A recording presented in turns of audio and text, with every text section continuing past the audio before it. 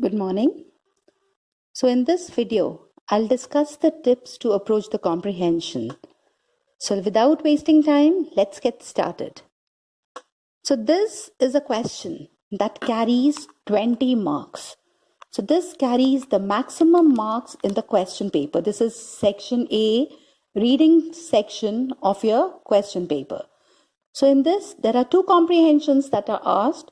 So one is the factual passage, that is for 8 marks, and the other is the discursive passage, that is for 12 marks.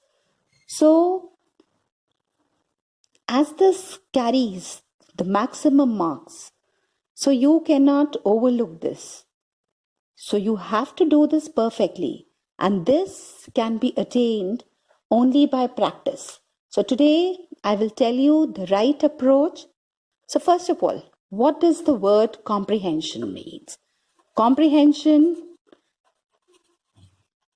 it means to comprehend. So it shows how you understood the passage or how correctly you have grasped its meaning. So understand the passage and write the answers. So there are some intricate details also. So you have to go into all the, you have to understand each and everything. So first of all, like there is a strategy, I would say that there should be a strategy how to tackle this comprehension question. So this, as you know, this carries the maximum marks. Out of 80 marks, the question paper is for 80 marks. Out of 80 marks, 20 marks are for comprehensions. And I assure you, if you attempt your comprehensions correctly, then nobody can stop you from getting good marks in English. So there should be some strategy also. So what is the strategy? So what I would suggest is that the comprehension, that first of all, you should read the passage. Then after that, the question should be read. And then keeping the questions in mind, then again read the passage. The passage is to be read for the second time. Then only you'll be able to answer the questions correctly. All right. So when there is a question, that is to test your vocabulary also. So what you have to do is, for that, you have to improve your vocabulary. And for that, I would suggest that you read whenever you are free. Like you have a lot of time nowadays. So what you are going to do is, you are going to take the words from dictionary, try and find out the synonyms of those words, and you will be able to imprint a few, like when you read the passage or whenever you are asked the synonyms of the words that are there in the passage. So now what like you are going to do is, like see in what context it is used, and you will definitely make out the meaning of a word. So read the comprehensions very carefully, and then after that go through the questions. And like when you are reading the comprehension, right, then that time you have to focus on relevant details, and you can underline the important things with a pencil. So then after reading the questions carefully, and most of the time, let me tell you, the answers are generally in chronological order. The questions that are asked, like it is in chronological order as in passage.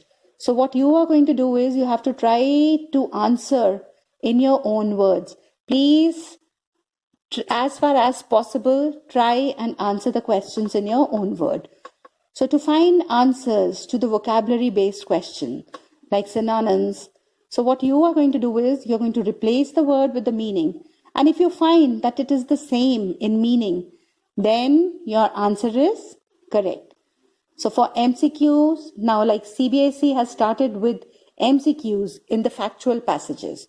So now what you have to do is, if you are given the MCQ question in the factual passage, So it can be 1 mark, like there are 8 questions, 1 mark each, right? So it can be small answers. So you just have to answer. The answer might be in 1 word or 1 sentence. So, and in case if the MCQs are given in this question, so for MCQ, what you are going to do is you have to go through all the options, reread the passage, and then tick the correct answers, because sometimes the answers are confusing. So today, let's talk about the factual passages. So first of all, what are factual passages? So, like in the factual passages, the content of such passages, it is a collection of facts that are put together in a sequential manner.